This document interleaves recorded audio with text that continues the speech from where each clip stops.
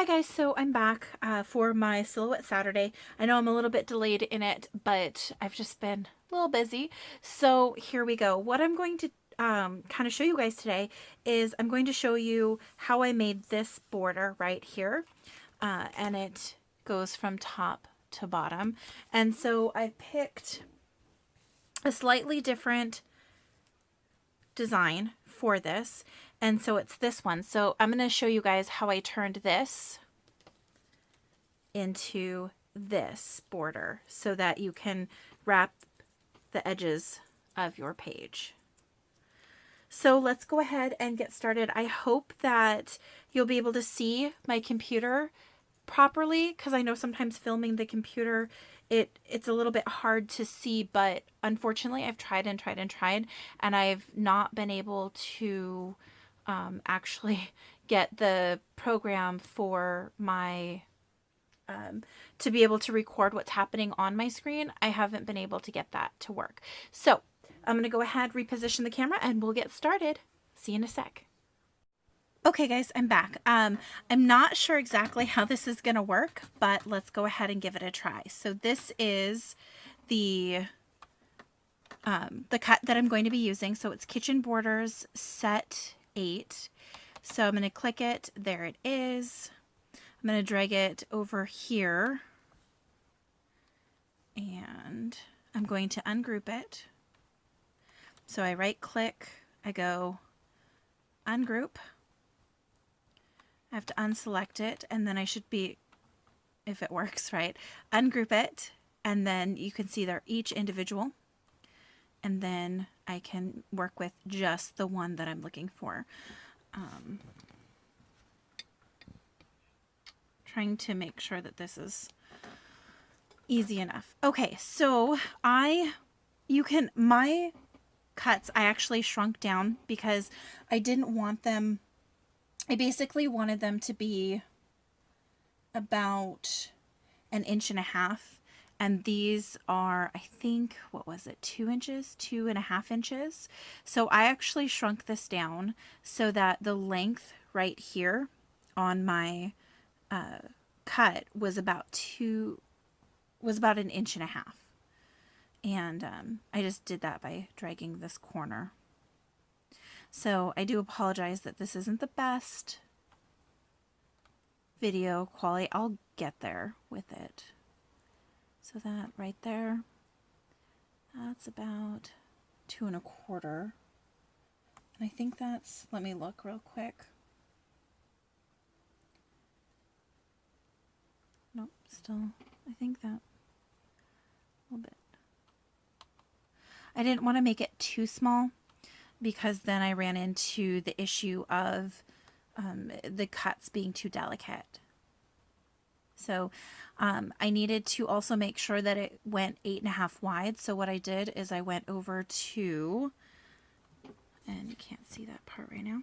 Okay, so I went up, oops, and over to the replicate window, which is the one that kind of looks, which is this one right here, kind of looks like a little flower. And then I decided that I was going to replicate it to the right. And then I zoomed in and zoomed in a little bit more. And I moved these two so they were overlapping, touching like that. Selected the whole thing, and I grouped it because I don't want them to move individually. But what I did have to do is I did have to go in and erase this little line right here. So then you just take your eraser, and I selected the large square, and I just, in the center, just carefully erased it. Now you can kind of see these two little tick marks right there, and I'm okay with that. That's not anything that I'm concerned with. Okay, so I'm going to zoom back out, and this is way too long, so I have to go back to my cursor, and this is going to be way too long for what, I need to group it all together. There we go. Now when I move it, it's going to move all together. So I only need this at about at 8.5. So I'm going to cut it off right there, okay, on this line right here. So again, I'm going to go into my eraser and I'm going to erase that part and that part right there. Go back to my cursor and I should be able to just move. I'm going to select these and delete them. Now, so I've got this, but if I went to cut it right now, it would actually not cut right there because I don't have a cut line.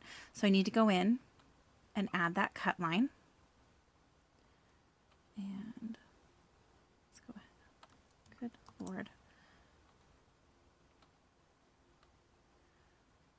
Let me back up a second. I know it's, I feel like I've ungrouped it. Okay, so group all of that. Okay, so now I'm going to go ahead and I've zoomed back in. I'm going to go to my straight line right over here, draw a line, select that, and I'm going to draw a line from top to bottom. Just, it's not quite straight. We'll try and get that as straight as possible. There we go. That looks pretty straight to me. So I'm happy with that. I'm going to go back to my other cursor, just my selected cursor, and I'm going to zoom out. I'm going to go ahead and select it all, and I'm going to group that because I want to make sure that when I move this around, that this little line that I created moves. Okay, so now next thing is I'm going to go ahead and replicate again. So I go back over to the little, I think it kind of looks like a flower, and I'm going to select my image and I'm going to mirror it, and I want to mirror it above, just like that. Okay. Now, this is kind of where it takes a little bit of finesse. I'm going to go ahead and select them all. Oops. Make sure it's all selected. Okay. I'm going to group it all together. And then I need to zoom in, not out. And I'm going to erase this line right here because I don't want it to cut. I am going to add in a perforated line, but I don't want it to cut. So just carefully, I'm going to go through and I'm going to erase those two. Okay. And then I'm going to have to move over. Now, if I wasn't so zoomed in, it may not, be this, but there we go. All the way to there. So that line is now gone. That cut line is gone. But you can see, I'm going to go back to my cursor. See this tick line right here? I'm going to use that as my guide. So I'm going to zoom out just a little bit so I can go from end to end. I'm going to go ahead and select add a line or draw a line. And then I'm going to go to this little box right here. And I don't know open the line style window. That's what it is. We're going to go to line style and I'm going to pick the type of line I'm going to add in. And I just kind of prefer this perforation line. I think it's far enough apart where when it bends, it's not going to possibly split the paper in half. So this is the one that I choose or have chosen in the past. And so now that that is selected, I'm going to start over here from this little tick mark right there. I'm going to drag my line all the way across to this other line right there. And it's not perfect, but it's going to be good enough for what we're doing. I'm going to go back to the, I'm going to go back to my regular cursor and I'm going to select it all. And I'm going to then group that together. Okay. And now I can move all the pieces around without fear of leaving anything behind. So then I would go into, it's on my mat. I would add the paper to my mat. I would go ahead and pick my cut settings.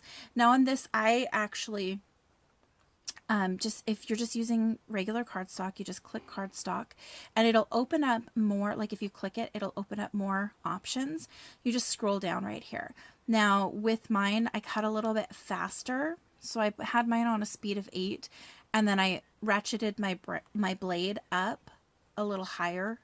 I don't know why, but normal cut settings I think are at a 3 and a 4. So blade ratchet at a 3, excuse me, and speed at a 4. But I like to do things a little bit faster. Sometimes that doesn't work out because you cut too fast and it doesn't cut right. So now that that's been designed, it's going to cut this. And I don't know if you can see the perforation, but you can kind of see the perforation right there.